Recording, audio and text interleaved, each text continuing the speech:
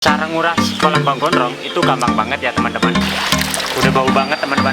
Mumpung Bang Gondrong lagi nguras kolam, kalian juga nih Bang Gondrong bakal tunjukin koleksi-koleksi. Oke teman-teman, gimana kabarnya kalian semua?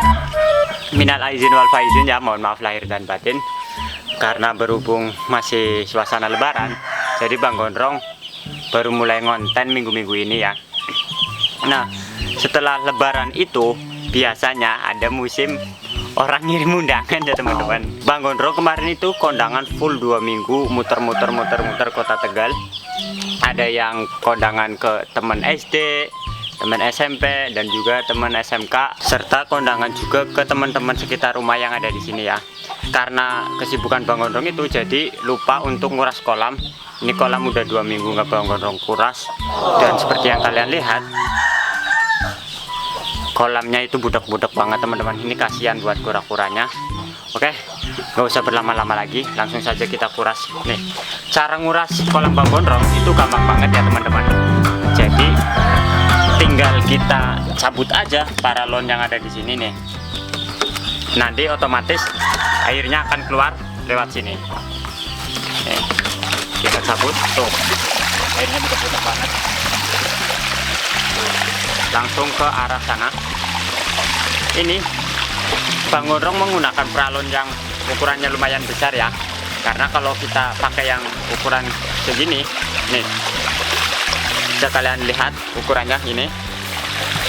Ukuran segini itu untuk nguras, ukuran segini itu kalau buat nguras kolam lumayan cepet ya, keluar airnya itu lumayan cepet, jadi nggak terlalu lama saat kita nunggu.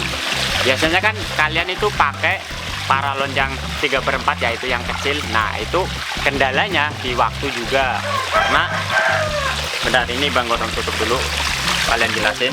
Nah,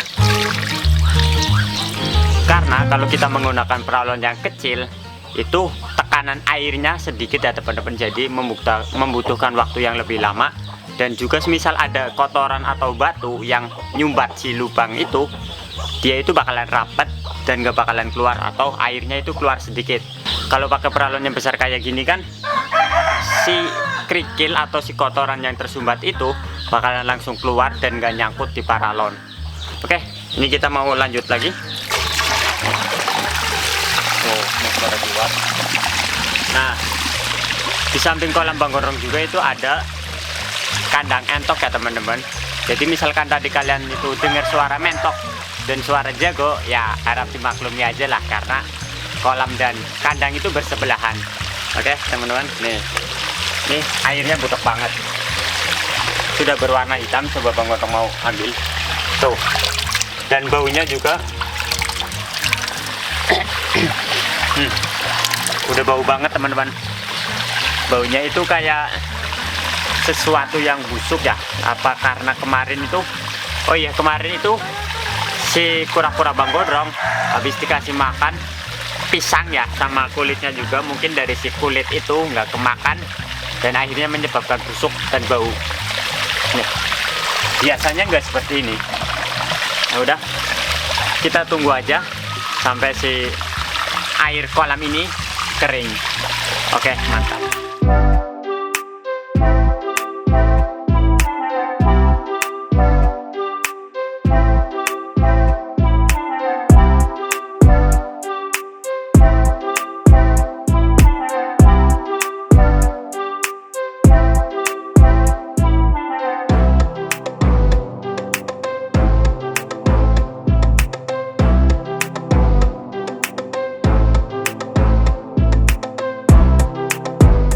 Oke teman-teman, ini air kolamnya hampir surut nih, coba sorot. Nah itu kan, ini itu nggak nyampe 5 menit ya, airnya udah surut. Biasanya kalau sudah surut kayak gini, si kura-kura itu bakalan ngumpul di pojokan ya, karena kolam Bang Gondrong itu sistemnya si lantai kolam itu miring bagian sini, jadi agak lebih dalam.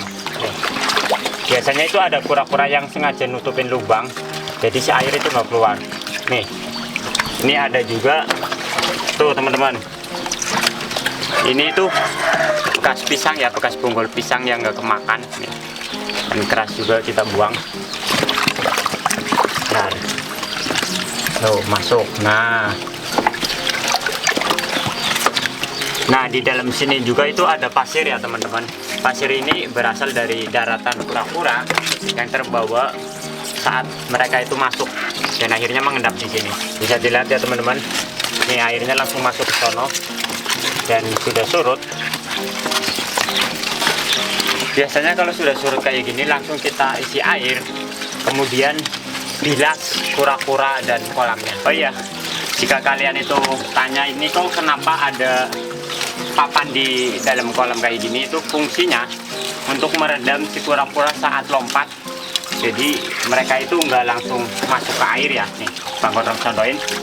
Jadi kebiasaannya kura-kura itu kalau habis naik atau berjemur, mereka bakalan masuk ke air terus kena ini apa, keramik. Jadi kasihan juga buat kura-kuranya dan si kolam itu nanti bisa bocor. Jadi fungsinya si papan ini itu untuk menahan bobot si kura-kura saat mau masuk ke air ya. Jadi saat mereka di atas kayak gini terus mau turun bakalan kena si papan terlebih dahulu, jadi nggak langsung ke lantainya. Dan ini berhasil untuk mencegah kebocoran kolam. Nah, kita lanjut lagi ngurasnya. Nah, ini udah kotor banget ya teman-teman. Tuh, bisa dilihat sendiri si pasirnya itu keluar. Kita siram-siram lagi. Oke.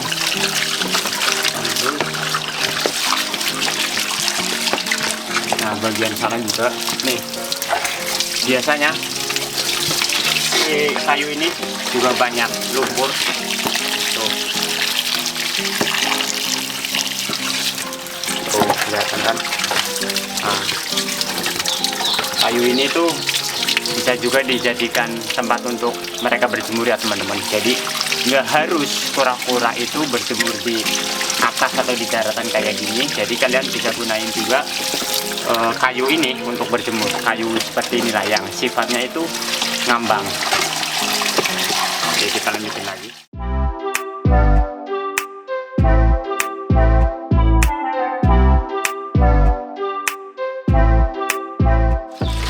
Oke teman-teman, ini kolamnya sudah bersih dan udah nggak ada pasir lagi yang mengendap di dalam sini. Kalau udah kayak gini tuh tinggal kita tutup lubang pembuangannya ya, pakai pengalut yang tadi. Tinggal kita tutup. Habis itu nunggu penuh. Biasanya untuk kedalaman kolam Bang Gondrong itu kurang lebih 40 cm ya teman-teman. 2 jengkal, 1, 2 ini 40 cm di sebelah sini, dan bagian sini itu 30 cm karena lantainya miring sehingga mempermudah saat kita nguras air. Oke, ini mumpung Bang Gondrong lagi nguras kolam, sekalian juga nih Bang Gondrong bakal tunjukin koleksi-koleksi Bang Gondrong yang murahan yang ada di dalam kolam sini ya teman-teman. Yang pertama itu ada biasa ya, kura-kura yang paling umum dan paling sering dijumpai di pasaran, yaitu kura-kura Brazil atau red ear slider atau ras. Nih, ini nggak usah Bang Gondrong jelasin lebih lanjut lagi karena kalian juga sudah pada paham ya. Ini tuh betina Brazil. Kita lanjut lagi ke grade di atasnya Brazil, yaitu Brazil hybrid. Kenapa dikatakan hybrid? Karena ini itu hasil kawin silang dengan kura-kura yellow belly ya teman-teman. Jadi kalau kura-kura yellow belly disilangin dengan Brazil, nanti bakalan keluar hybrid kayak gini nih. Perbedaannya itu dari corak plastron, kalau hybrid motif tutul-tutul yang hitam ini itu lebih sedikit ketimbang yang Brazil. Kalau Brazil ini lebih banyak. Oke, kita lanjut ke kura-kura yang lain. Nih, setelah Brazil hybrid, sekarang ada bapaknya nih. Yellow belly pure. Kalau kura-kura yellow belly ini itu biasanya plastron bawah, nggak ada coraknya ya teman-teman kan. Tapi kalau yang ini tuh ada 2 corak, ini titik 2. Kebetulan Bang Gondrong juga punya yang polos nih. Contohnya kayak gini yang polos tuh. Ini kayaknya ada bekas, malah shell rot ini teman-teman ya. Ini shell rot ya, karena rawatan kolam itu juga rawan shell rot. tapi nggak apa-apa, ini kalau rawatan kolam lebih kuat. Oke. Yang ini itu jantan dan ini betina. Kita lanjut lagi ke jenis yang lain. Ada ya ini nih teman-teman nih. Ada kura-kura dada putih Brederosti. Karena dari dada putih itu ada dua jenis ya, kalau sepengetahuan Bang Gondrong. Kalau kurang ya silahkan kalian tulis di kolom komentar buat kita berbagi informasi juga ya. Kita lanjut lagi ke si dada putih Brederosti ini. Ini itu ukuran maksimalnya bisa mencapai 40 sampai 60 sentian ya teman-teman, untuk kura-kura dada putih Brederosti nih. Tapi kura-kura yang Bang Gondrong itu cacat nih teman-teman. Nih bagian karapas atas sama bawah ini kerowak ya teman-teman. Ini Bang Gondrong juga nggak dapat beli, ini itu dikasih sama temen yang kebetulan breeder kura-kura juga, yang lebih khususnya itu dia atau beliau breeder kura-kura dada putih dan dada merah, kadang juga nyetak hybrid atau bisa kalian sebut dengan dumping ya teman-teman. Nih buat kalian yang penasaran bisa order ke FB nya beliau, yaitu Sulung Palung ya teman-teman. Nih kita lanjut lagi ke jenis lain. Masih ada lagi nih di sini. Ini itu ada indukan Ocadia sinensis jumbo, mantap. Tapi Bang Gondrong belum punya jantannya ya teman-teman, karena dari segi harga lumayan juga nih. Oh ya, buat kalian yang punya jantan Ocadia sinensis, silahkan kalian langsung DM aja ke IG Bang Gondrong, ada di bawah sini. Langsung aja DM, kita ngomongin harga, kalau deal ya Bang Gondrong angkut. Oke. Ya udah, kita taruh lagi. Dan yang terakhir Bang Gondrong itu punya kura-kura dada merah nih, atau biasa disebut damer. Ini itu sudah termasuknya ukuran indukan ya, sudah 20 sentian. Dan ini jenis kelaminnya betina, sama seperti jenis Ocadia yang satu ini. Si damer betina ini juga belum punya pasangan ya teman-teman. Jadi masih pada jomblo dan masih perawan. Oke, udah mungkin segitu aja ya teman-teman. Aktivitas Bang Gondrong nguras kolam dan kenalin koleksi-koleksi yang ada di dalam sini.